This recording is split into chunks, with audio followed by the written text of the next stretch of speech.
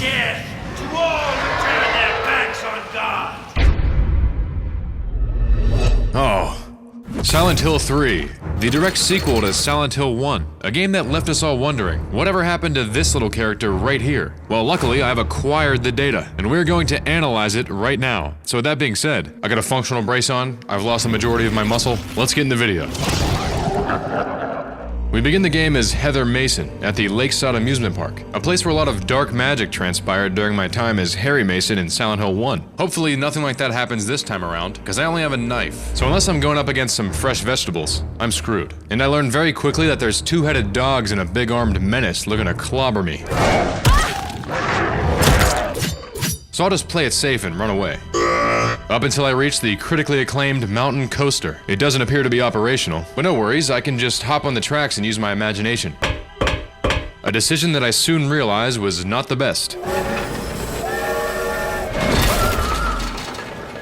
Alas, it was all a dream, because I awakened the cheeseburger store feeling a little weird about how specific said dream was. But that's all I'll say for now, because I gotta call home to my father, Harry. Let him know I'll be home very soon. Dad, it's me. That's when Detective Douglas rolls in to ask for an hour of my time. Says there's someone that wants to meet me. It's about your birth. That's a crazy opening line, but even then, I don't talk to strangers. So I escape into the bathroom where I find a familiar seal on the mirror and a walrus on the floor. That was stupid. It's simply a save point, but maybe we'll figure out the lore later. Now to escape that creepy detective, we hit a little bit of a window hop to alleyway to office back to mall combo, where I hear a muffled groan coming from this half-opened shop. Eureka! A pistol. I can now kill the detective. But oh my golly, it's a creature from my nightmare. He's gonna knock my block off. But thanks to Heather in this cutscene, I don't have to deal with him, or her. It kinda has a face. It's also wearing an apron. What the hell is this thing? Leaving the scene in a hurry, I scurry into the office hallway and up to the second floor, where I run into a creature called a numb body. And I gotta keep it 100. It looks like a penis tip. With legs. But I'll avoid it for now to keep looking for a way out of here. Inside this storeroom, I notice a key underneath this pallet. If only my arms were a little longer, I could acquire said key. Perhaps there's an item in a nearby store that can help me reach it. Like tongs from Helen's Bakery, where there's a wide variety of freshly baked goods. And little did I know, everything was on sale. Now after I use the tongs to retrieve the key, I learn it belongs to My Bestsellers, the bookstore adjacent to Helen's Bakery, where we stumble across our first puzzle. There's an employees only section locked behind a keypad. These fallen Shakespeare anthology books might have something to do with it. And by placing them vertically in the correct numerical arrangement, I can reveal the secret code. I'd like to admit I'm playing puzzles on easy, so I'm aware of how hard this game can actually be. But not for me. Now back in the hallways, we meet Claudia. I am Claudia. Who looks like someone that would be very disrespectful to a young Harry Potter. Your power is needed. What are you talking about? She keeps going on about remembering my true self, and how I will help God usher in the new world. The one who will lead us to paradise. This sends me into a brain-scrambling spiral, and the witch leaves. Witch, please. What does she want me to remember? Anyways, let's keep moving. I know we have to leave them all, but this elevator's calling my name. Heather, it's me. Elevator. It also comes bearing gifts. A radio/evil detection device. Hopefully I won't be needing it down here.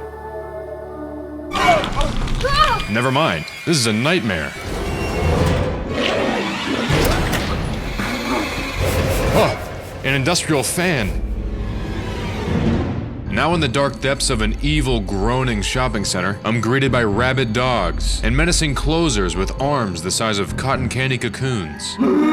Aside from that, I gotta get out of here. This room here has a ladder, but just like the key, I can't reach it. No worries, I'm sure there's a device around here somewhere that can solve this issue. Let's head over to the shopping area where a woman's clothing store is calling my name. Heather, it's me, women's clothing. They're selling bulletproof vests in here for some reason, but I'll take it. As well as a coat hanger that can surely help me reach that ladder. Unless, of course, it was made of plastic.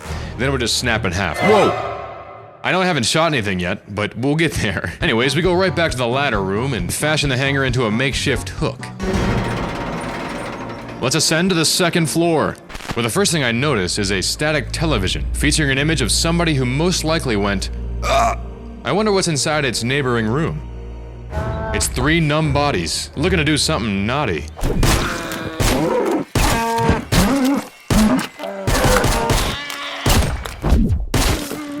That was a hoot. And hey, to save this video from being a literal walkthrough, let's just say there's a mystical door on the 3rd floor with something in store. So after finding a mysterious walnut with something weird inside, remember that, I take to the office hallways to get body blocked by a big closer.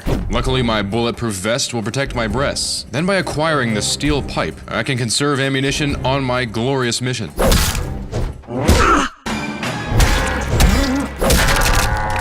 But I can't let this bloodthirst cloud my judgment. We still need something to crack that nut. A vise. A moonstone, eh? What's that doing in there? I wonder if it opens that door with a moon on it. But uh-oh, there's enemies in the area causing mass hysteria.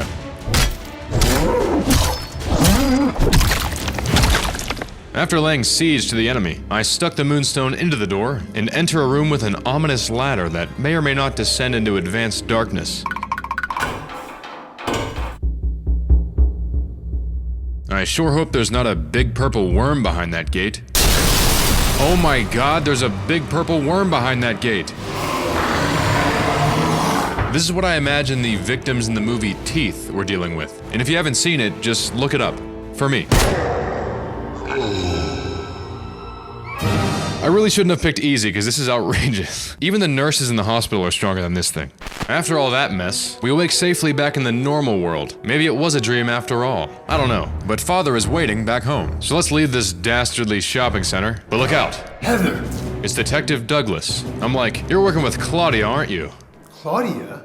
He says, look, I'm not on anyone's side. I was just hired to find you. Now tell me, what the hell happened with you and that monster? If I knew that, I wouldn't be so confused, would I? Is there more to my past than I'm aware of? Regardless, I need to get home via subway transport. To the concourse. Bergen Street train on platform 3 to be exact. But how will I achieve that? Oh great, a subway map. Now I know exactly where to find sandwiches at a satisfactory price. Or better yet, a large bloated gentleman in need of some decompression. Oh shit, not the Tims. And after a nasty journey through a series of interconnected tunnels, I finally reach Bergen Street Platform 3, where I make the genius decision to travel south along the train tracks. When I obviously should have went north, because this red door is revealed to be locked. But it's a good thing I'm well trained. Alright, great, that's my ticket home.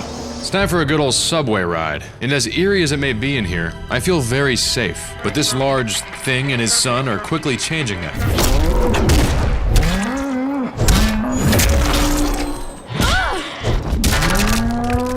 And that got me real scared, but if I were to turn back, it appears the subway cars dispatch themselves. Comment down below if you've jumped off the back of a moving train.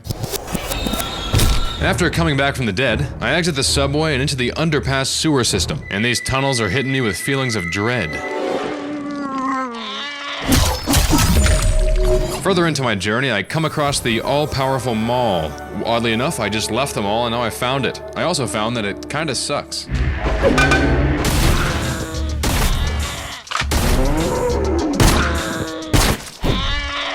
And as I make my way through the sewage tunnels, it might just be the last you'll see of me. Because as I approach this ominous bridge, I thought to myself, there's definitely not a tentacle in there.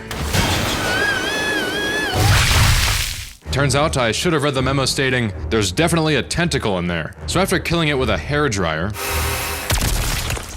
I simply got up out of there. Which brings me to a mysterious building currently under construction. Once inside, I ascend vertically to the utmost floor, where I find what could only be the works of a homeless man, who appears to have escaped his living situation. I must hunt down and eliminate that man. Not really, but I am gonna jump in this hole. With proper safety measures, of course, because unlike James Sunderland, Heather doesn't have feather-falling enchantments on her boots. Hopping out the nearest window, I take in the beautiful views of scaffolding, up until I hop into a quaint little office. No paperwork or data to analyze, but down the hall I find something quite sinister. It was Monica's dance studio, where there appears to be a murder on the dance floor. But before I engage, let me go grab the katana that critics have been raving about.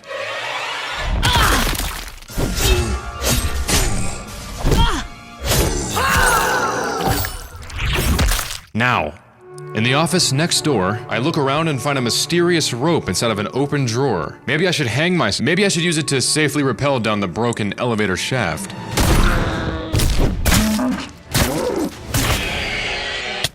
Although safely is a bit of a reach, because as I traverse my way through the harrowing hallways, I come across a bathroom with a baffling bathtub. And upon closer inspection, things start turning in a new direction. It's being invaded by the other world. By a world of someone's nightmarish delusions come to life. As my father's delicate voice massages my eardrums, I awaken the other world. Not again. Did Claudia do this too? I say as I angrily kick the tub. But no time for anger, cause I'm in danger of the clear ableism this game is promoting, which is something I would never stand for. And neither will he. And no worries, I also have progressive nerve damage in my right leg and my ankles becoming paralyzed. Speaking of ankles, these undead sloths are trying to take mine.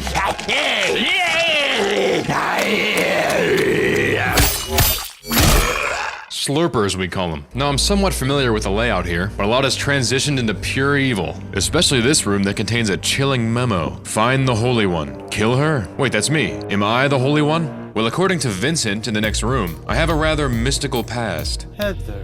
That's what you're called now, isn't it? He infers that my real name isn't actually Heather, and makes it very clear that he's not working with Claudia. Claudia? She was totally brainwashed by that crazy old hag. The old hag who's apparently my mother, this diabolical woman right here. But why didn't my father tell me about this? He's a pretty sneaky guy. Wait a second, I was Harry Mason once, and I can assure you that what we accomplished was very heroic and not sneaky in the slightest bit. If you know everything, then tell me how I can put an end to this. Now, Vincent wants to help me, but he seems to be aroused by the other world and the creatures that reside inside. I find it most fascinating. So for now, I don't trust him. After leaving that cretin, I journey on to the elevator, taking it down to the first floor, where I bump into a mythical creature called the Glutton.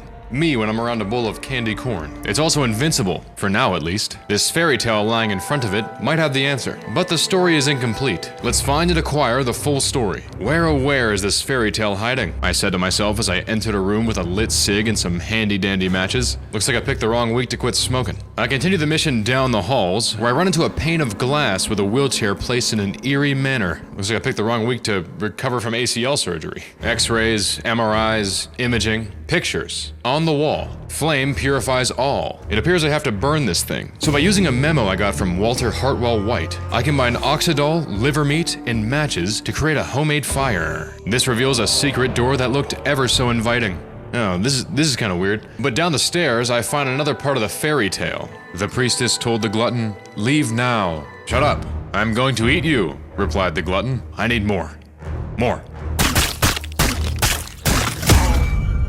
Down the halls and through the walls, I reach a room with the balloons atop the table. This is great. I can now purchase speed cola from the nearby machine. But it was a scam. This is no ordinary soda. It's the key to life. Insurance. This is an office building after all, so let's head on over to the insurance wing, where there's two slurpers eating something very quickly. I'll let him enjoy that. Now inside what appears to be a murder room, where murders happened, I find and acquire the final piece of the fairy tale. A tale that ends with the magical phrase, Tu fui ego eris. a phrase that has just vanquished the glutton. Was that a magical phrase or Ozempic? Ozempic. Call now. Now that he's out of the way, I can finally go home. But it won't be easy. The complete darkness is overriding my navigational abilities. Not really. I just wanted to say that. My apartment is just down the street. And boy am I excited to reunite with Harry Mason, aka my father. Dad, I'm home. Holy shit, they chopped the top of his head off. With how much Harry and I went through in Silent Hill 1, I was actually sad seeing this. But no time for sadness. Who could have done this? Claudia, you pale sorcerer looking.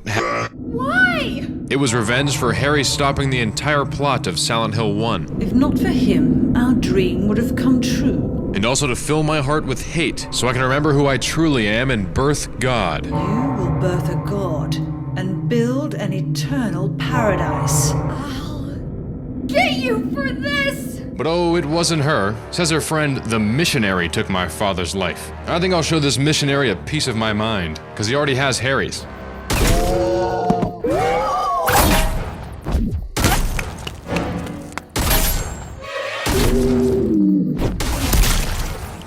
Well, that was pretty wild. Now, back in the apartment, Detective Douglas apologizes for his ignorant role in all of this, and is willing to help me set my father's soul to rest. What do you do now?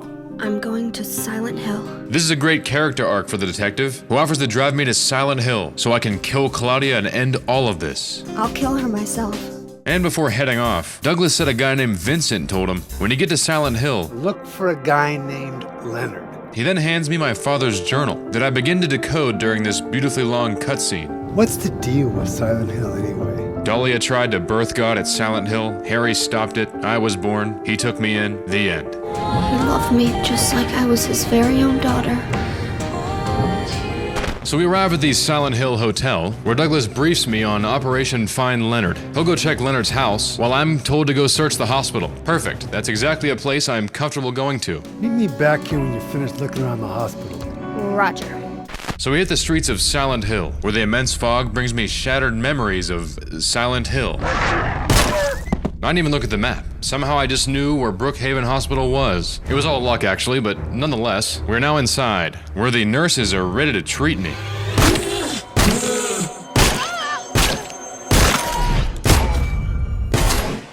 To begin Operation Find Leonard, I must search for clues on his whereabouts. Inside the reception area, I first come across a creepy message from one Stanley Coleman. This day has finally come. That's right, the day when you and I will meet. A secret admirer or a villainous stalker? Well, according to his medical notes in the doctor's lounge, he's passive, cowardly, egotistical, with obsessive attachments to certain women. Very relatable. But wait, there's more. Leonard's medical notes. Hallucinations, emotional instability, obsessive ideas with a strong sense of justice, and very violent when overexcited. Okay, easy, we just can't let him get overexcited. Moving on over to the patient wing, I take a look in room C4. C4. Where Stanley wrote another note with the quickness. Why didn't you take my doll with you? Ah, my gift must have embarrassed you. How cute you are, Heather. Stanley, stop. Although he's a bit creepy, he was nice enough to leave me a stairwell key. Something tells me this goes to the stairwell. Alright, something tells me this goes to the stairwell, to the basement. A place where anything can happen. Death, deceit, Lisa Garland in a hole. Either way, I'm excited. It was just a bookshelf, but behind it, a code acquired by Flash Photography. It was $12.95, similar to the cost of a Caesar salad, and also a code to the third floor patient wing, where I find Stanley Coleman's room. Remember the medical notes. And it appears he's finally given up. Says he's sorry for not responding to my love. Ooh, if it wasn't for that meddling Leonard, we could have been together. Forever. And Heather, watch out for that man. Leonard's no ordinary guy. You mean the Leonard that's said to be in room S12? Only 5 doors down? Wait a minute. Leonard's been a rotary phone this entire time. Hello? Claudia, He thinks I'm his daughter, Claudia. maybe you still don't realize how foolish you've been. Although he does disagree with her whole plan of salvation. And I must stop Claudia. It says he has the seal that can help me stop her, but he's currently trapped. Where are you now? I'm not sure myself, but the door is at the end of the hall on the 2nd floor. It leads to some sort of maze with metal gate assistance. There were so many pathways in here, I thought to myself, there's so many pathways in here. And then I get trapped. With the seal of Metatron from Silent Hill 1 etched into the wall. A seal that triggers a flashback of Lisa Garland, the nurse who treated me with heavenly care in that hellish hospital. What is keeping that child alive? She did get a little weird though. Now free from the cage, I gracefully pass into the beautiful otherworld, ascending the ladder of despair, surrounded by walls of debauchery. This guy can't decide what kind of steam pressure he wants. But in the end, like a lot of things I say in these videos, I made it up, and into the Nightmare Hospital, and I can't see shit in here. But according to my map, I'm in the 3rd floor patient wing, where in the examining room, I find a vertically inverted corpse bleeding into a bucket. Let me bag it up for now, save for later. Then from inside the men's locker room, I hear the ringing of a phone. Happy birthday to you. It's some weird guy singing happy birthday. Says he's not my beloved Stanley, cause he's underground now, with the new name Number 7. Well, I visited the crematorium and I'm sad to know what that means. But this guy just wants to give me a birthday gift on my birthday. Hey, it's a celebration.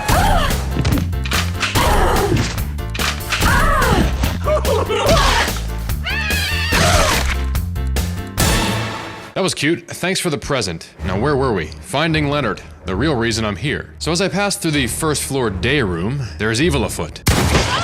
But also a journal entry from someone who seems to be emotionally unstable with a strong sense of justice, who's also protecting a seal. It's either a marine biologist or Leonard. I'm so close I can almost taste him. So I keep checking rooms on the first floor until I enter C4. C4?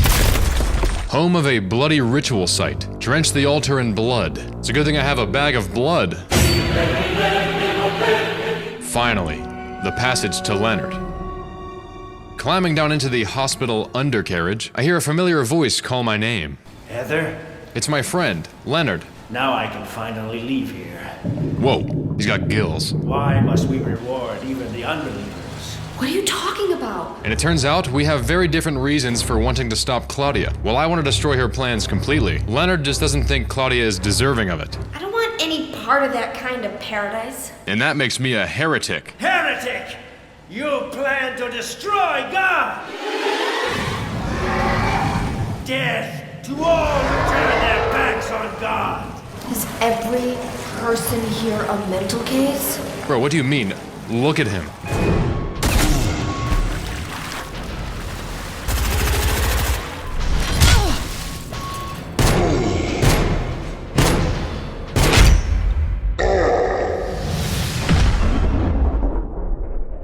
After vanquishing the beast, we awake back in room C4 of the normal hospital. C4, where I find a talisman lying right in front of me, Metatron. So it appears I've succeeded in the Leonard quest. Guess I should head back to the motel now. I'm sure Douglas will love to hear of my findings. Why did you send her to my father? Meanwhile, back in my hotel room, Claudia is pissed that Vincent led me to her father, You hated your father. even though she endured years of abuse from him. I saw the way he hit you. Yes, and that's why we need God. They're both insane, but Vincent just wants to enjoy the pleasures of this world and not some new paradise. You don't understand. None of you do.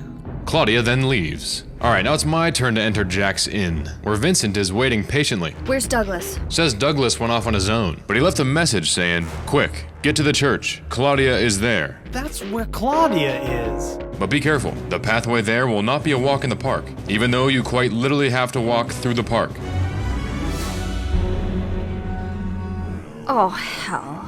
Hey, this looks like my nightmare from the beginning, which is good because now I know exactly where to go. And who knows, maybe I'll be able to ride the mountain coaster this time around, or at least turn it off so it doesn't magically kill me again. Now, where do these tracks actually lead? Probably back to the beginning because it's a roller coaster, but I don't know, maybe we'll find something cool. Oh shit, here we go again. But this time I was ready for it. Meanwhile, across the park, Douglas is in a standoff with Claudia. You're going to kill me? You lied to me about Heather, lady. She talks about how I've been deceived by Harry Mason, and that my true purpose is to bring us to paradise. She will usher in the eternal paradise. A place with no pain, no greed, no hunger, no growing old, just God. Sounds pretty boring. Now back to me at the ticket booth. I continue my journey into the haunted mansion. Ooh. Where after getting jump scared by a surprise corpse, I use mechanical engineering to open up a rusty old gate, leading me straight to my man Douglas. Can't move my right leg.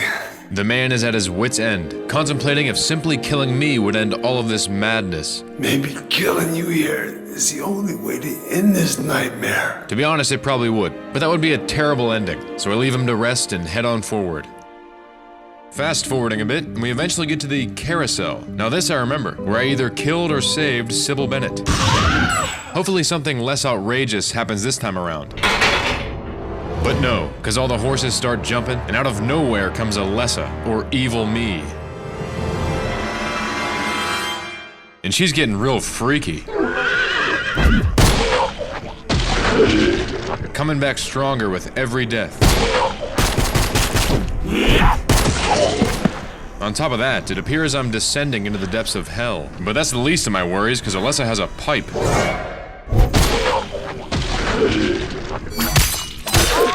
Boom, she's dead. Finally. And she left behind a nice little note for me, saying she's changed. Maybe it's better to die. Birthing God and ushering in a new world is not how it should be. Maybe we're not so different after all. Taking the only exit available, I push on forward through a dimly lit path, with holy notes written along the walls. The amount of brainwashing going on here is astronomical. But I would like them to know that they are in danger from me, the one who knocks, on the final door to eternal tranquility. Finally, Claudia, who is very surprised to see me. How did you get here? Checkmate. Or should I say, Alessa? My little Claudia, my dear sweet sister. Alessa? Is it you? But not even Alessa wants the new world that Claudia desires. You self-righteous witch! But before I can do anything rash, I fall sick to a demonic stomach bug. It's growing within you.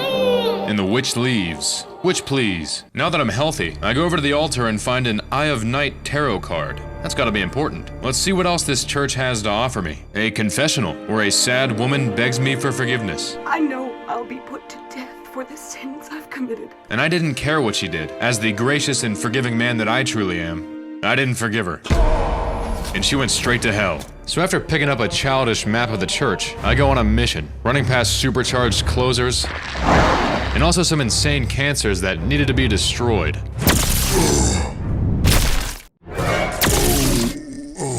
All while the map updates in real time. Very nice illustrative work. Afterwards, we continue on into what looks like the construction scaffolding from the beginning. Passing by a scraper, who I clap, I enter the library where I find a lot of books and written work, and also a moon tarot card. We got like 3 now, I think. Then when I least expect it, in comes Vincent. Hiya, Heather. We have a little argument about his true intentions. Yeah, you're on Claudia's side. We believe in the same God. He believes in the same God as Claudia, just doesn't want it to be born. So you've been using me to stop Claudia, is that it? Don't stand there looking so smug. He then acts like I'm the bad guy for killing all the demonic creatures, the ones he finds so alluring and beautiful. They look like monsters to you? But he says, look lady, that doesn't matter. We must defeat Claudia, and as long as we have the seal of Metatron, we'll be alright. He then gives me the book of Otherworld Laws that I don't read. But you know what I do read? Daddy's journal, where he talks about how he loves me no matter what kind of creation I am. Wanna know what else I read? Well, I read books that are inside of Alessa's old hospital room, one with a full tarot card inside. Ooh, I needed that. And for just a moment, I thought I was a small square of butter, cause by golly, I was on a roll. Until it was closing time. The closers were coming, but so was I.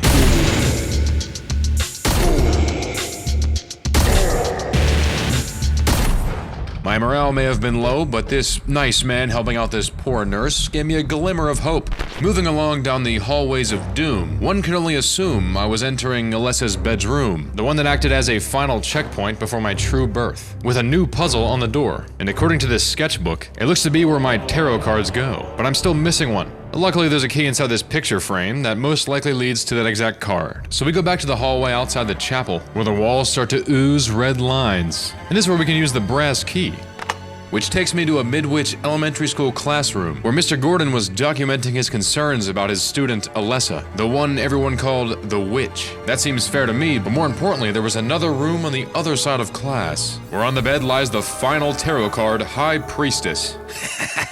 The last one I needed. Now, I'll take it over to Alessa's bedroom and put it on the door. Claudia's waiting. Oh yes, the final passage of decay, leading us into the otherworldly chapel, where Vincent's giving Claudia a piece of his mind. Claudia's like, when did you stop believing in God? God lives. Just look around you. He says I do believe in her, but if this is a work of God, she has some lousy taste. If you continue to get in my way... Did you kill me? That's where I come in. And Vincent tells me to kill this crazy bitch. But Claudia didn't like that. Ow! What did you do? Nothing important. Oh, but he's not dead yet. Use the seal. The seal of Metatron? Now your stupid dream is over. A seal that does nothing, apparently. And now I'm being taken over by the demon inside. Judgment Day! But it was merely a pump fake. Shut your stinking mouth, bitch! Oh, what do you think about this, Claudia? Alright, I can't just shoot her. But if I check my inventory for a special pendant Dad gave me, I can then eat it. And give birth out of my mouth. Is this God? Claudia! And she fucking eats it. I will burn God! Claudia begins the transformation right before my very eyes. And is yanked into the depths of God's birthing place. As the otherworld servant scales the wall, he bestows the veil of blindness upon God. This God was just born and her paint's already chipping. And Claudia is invisible. This is God? Her entire existence looks very painful. And I just now realized that she's not kneeling down, she just has little legs. Although she can go serpentine, but that's when I can give her the action.